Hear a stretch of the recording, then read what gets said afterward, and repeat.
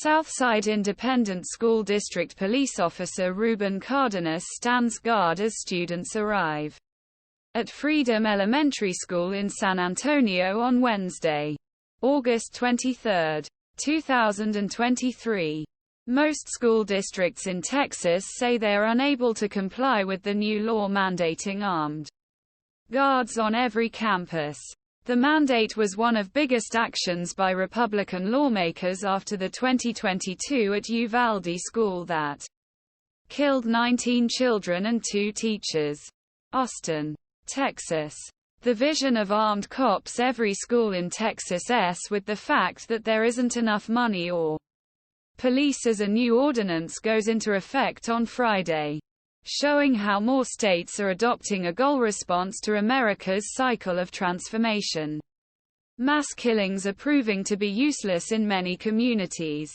Texas' largest school districts, which train most of the state's 5 million students, are reopening classrooms without meeting the state's new requirements for armed officers on every campus. The mandate is a pillar of the safety bill signed by Republican Governor Greg Abbott, who this year rejected calls for gun control despite angry pleas from parents of children killed in the Uvalde school. Texas has approximately 9,000 public school campuses, second only to California and the largest of its kind in the United States. "We all support this idea," said Stephanie Elizalde, principal of the Dallas Independent School District, which has more than 140,000 students.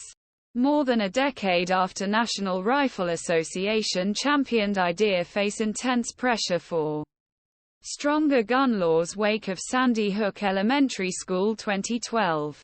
Challenges are clearing limits calls for armed guards to be placed every school. The new Texas law allows exceptions but also does not require districts to report eligibility, making it unclear how many schools meet the standard. But from every angle, most are not. The Associated Press contacted 60 of Texas' largest school districts about whether they should start the school year properly. The counties, which cut across a large area of Texas from the fast-growing suburbs to the U.S.-Mexico border, enroll more than 2.7 million students in total. Not all districts responded, and some refused to discuss staffing levels, citing safety concerns. But with statements made at school board meeting actions, and statements local media, at least half appear have failed meet the highest standard of law. Recruiting staff in primary schools, where civil servants are traditionally less common, is a major challenge. But after a gunman killed 19 fourth graders and 2 teachers at Robb Elementary School last year, calls came for more protection to be given to these campuses.